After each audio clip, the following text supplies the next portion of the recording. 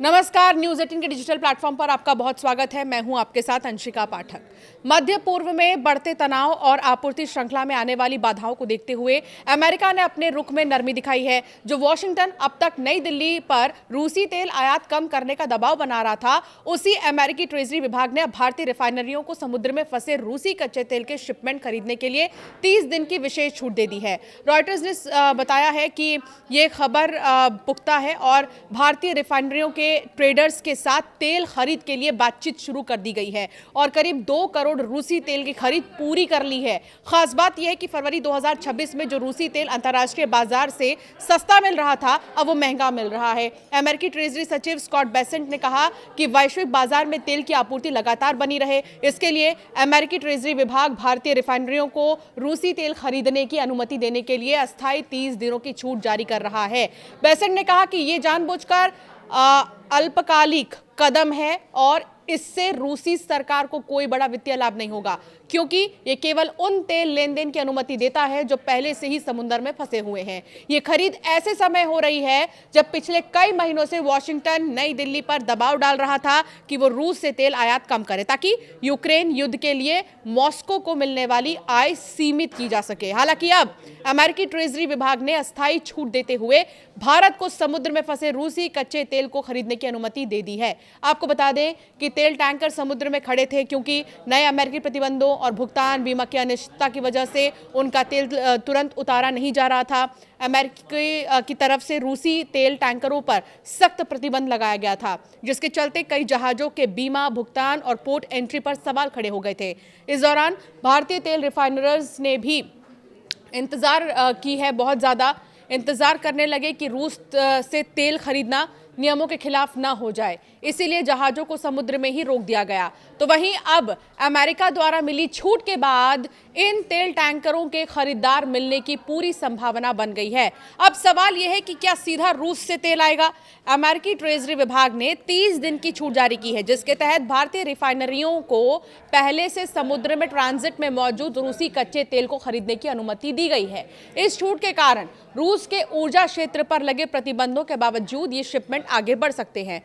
रिफाइनरियों से शुरू हो चुकी है बातचीत। रॉयटर्स के अनुसार Indian Oil Corporation, Bharat Petroleum Corporation Limited, Hindustan Petroleum Corporation Limited और Mangalore Refinery and Petrochemicals Limited जैसी दिग्गज कंपनियां अब रूसी कच्चे तेल की तुरंत डिलीवरी सुनिश्चित करने के लिए अंतर्राष्ट्रीय ट्रेडर्स के साथ सघन बातचीत कर रही हैं। रॉयटर्स के सूत्रों और उद्योग जगत के आंकड़ों के अनुसार भारतीय सरकारी रिफाइनरियों ने अब तक ट्रेडर्स के माध्यम से लगभग 2 करोड़ बैरल रूसी तेल की खरीद पूरी कर ली है। विशेष रूप से एचपीसीएल और एमआरपीएल के लिए एक महत्वपूर्ण वापसी है, क्योंकि इन कंपनियों ने आखिरी बार पिछले साल नवंबर में रूसी कच्चा तेल खरीदा था। छूट का दौर खत्म, अब प्रीमियम पर मिल रहा है तेल। ट्रेडर्स ने एक बदलाव की ओर इशारा किया है। पिछले ही महीने तक जो रूसी यूरोल्स कच्चा तेल भारतीय रिफाइनरियों को भारी छूट पर मिल रहा था, उसकी कीमतें अब आसमान छू रही हैं। वर्तमान में मार्च और अप्रैल की शुरुआत में भारतीय बंदरगाहों पर पहुंचने वाली खेपों के लिए रूसी तेल ब्रेंट क्रूड के मुकाबले $4 से $5 प्रति बैरल के प्रीमियम ऑफर किया जा रहा है। ये स्थिति फरवरी की तुलना में बिल्कुल उलट है, जब संघर्ष शुरू होने से पहले भारत को करीब $13 प्रति बैरल की आकर्षक छूट मिल रही थी। भारत में जो है कहां से तेल आता है, इसे समझना जरूरी है। भारत ने बीते कुछ वर्षों में अपनी तेल खरीद की रणनीति में बड़ा बदलाव किया। अब देश केवल खाड़ी देशों पर निर्भर नहीं है, बल्कि कई अलग अलग क्षेत्रों से तेल खरीद रहा है। इससे ऑयल बास्केट डाइवर्सिफिकेशन कहा जाता है। रशिया से फरवरी 2026 तक रूस भारत का सबसे बड़ा तेल सप्लायर बना हुआ है। कुल आयात का लगभग 35 से 38% हिस्सा रूस से आता है।